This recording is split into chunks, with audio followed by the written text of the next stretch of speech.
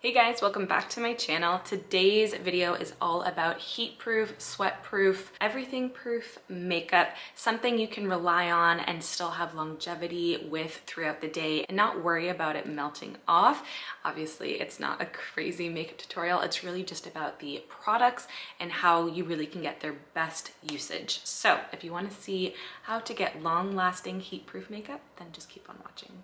Okay, so my first tip slash hack with heat-proof makeup is actually an eyebrow tint. This is the Maybelline Tattoo Brow. I think I have it in the shade light brown. So I'm gonna use it on my brows.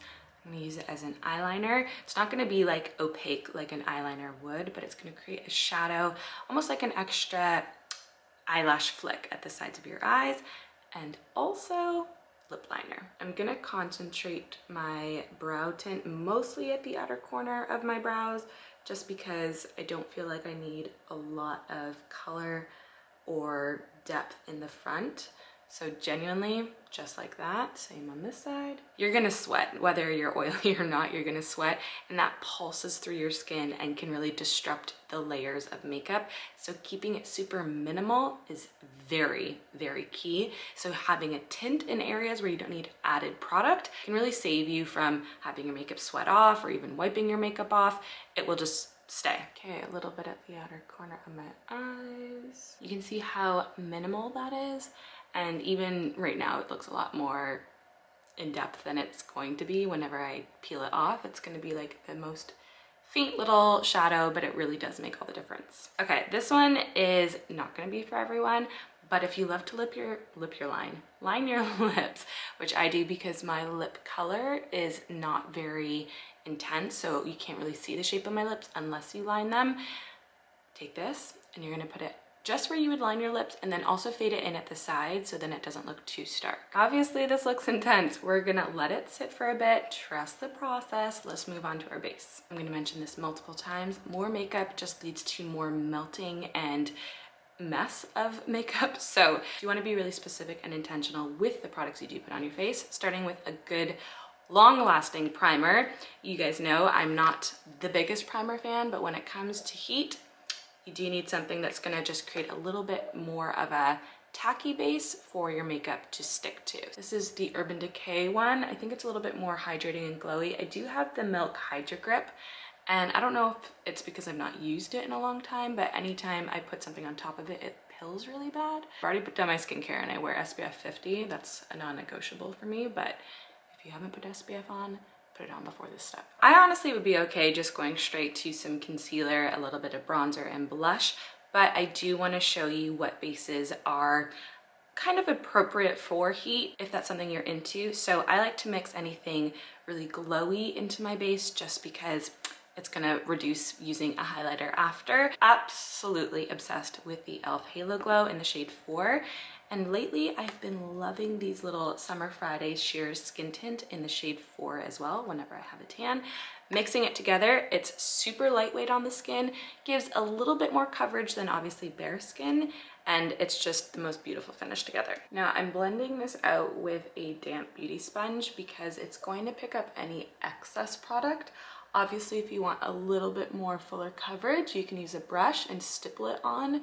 But because I'm really trying to reduce the product amount, it's like a drinking game. Every time I say reduce product on your face, take a drink. This will help that process, obviously, because it's picking up a little bit of the product, but I'm still glowy and I feel a lot more even in my skin tone. Okay, we are ready to take off this tint and to stop looking ridiculous. I'm gonna start with my lips just because I want them the least amount tinted. So obviously the longer you leave the tint on, the more intense the after is. So I think it was a little bit longer on my bottom lip because I was a little more precious with application, but this is perfect. I do like a brown tone liner.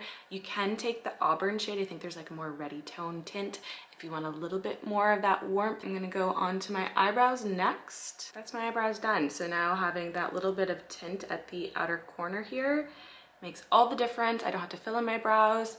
And if I'm going swimming or anything, I know I can rely on bomb looking brows. Now a little bit at the outer corner of my eye here. This one is super faint, like I mentioned at the beginning, but once you put your mascara on, it almost creates a shadow and an extra little like flick of lashes that really elongate the outer corner of your eyes. Not for everyone, and it's not even a necessary step, but if you just want a little bit more of an almond shape and you have round eyes like myself, then you'll like this. I am going out after this and it's only 18 degrees out today, so it's not the hottest day, but if it was a lot hotter, I'd probably skip this step. I'm gonna take some concealer, and when I say a very small amount of concealer, you don't need a lot, especially if you're gonna bring any base product right up under your eyes. That's just adding excess and unnecessary layers of makeup, especially in such a thin skin area. So a dot on both sides and you're fine. You can use your ring finger, pat that out around your nose, your chin, and that's all you need. The next step is traditionally not the next step of makeup, but because I want to use it more as a tint, I'm gonna apply it now.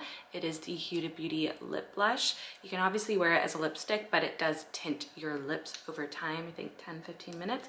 So when the outer product wears off or you wipe it off, you still have a tint on your lips. So this is gonna look really nice with the liner tint that we did. This is a nice, I think it's a peachy shade, Coral Kiss.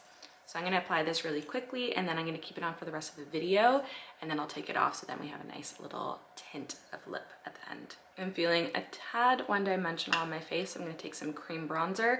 This is personal preference. I just think cream in the summertime, especially a hot, muggy kind of day, is just a little bit better because it mimics your skin rather than powder, which curdle is not the right word, but I just think cream was made for more hot days, whereas powder I would tend to use a little bit more in the fall and winter. That is total personal preference, so if you prefer a powder bronzer, go ahead.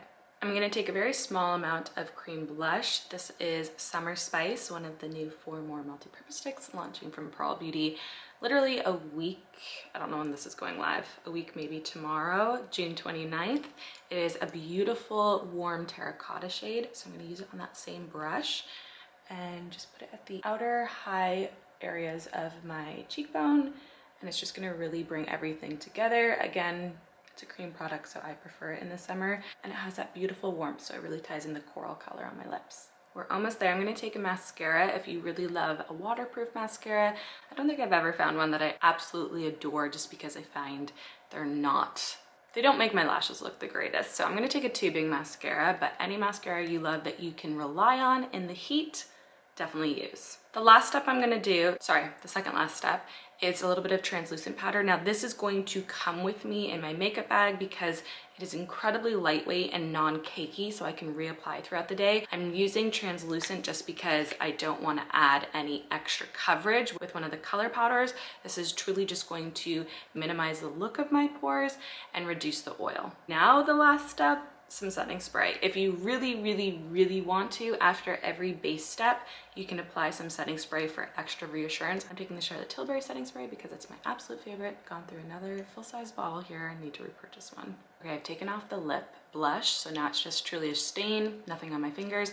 I'm gonna use a little bit of like a tinted lip balm throughout the day just for hydration, because anything that's a stain tends to draw out the moisture. So I'm gonna take the Refi lip blush. It's also called a lip blush, but it's a very different purpose. It's more of like a tinted balm. This is the shade Amber. Those pair perfectly together, so you have the stain, the reassurance of color throughout the day, but then if you want a little bit of moisture and a blurring effect, that is great to keep in your makeup bag. So hopefully this was helpful. Obviously it's not a revolutionary makeup tutorial. It's really just intentionality with certain products to get longevity out of them and to try and avoid a sweaty mess and all of your makeup melting off. So hopefully this was helpful. Let me know in the comments what other videos you want to see and for me to film, and I will get on that. Hopefully you have a lovely day, and I'll see you in the next video.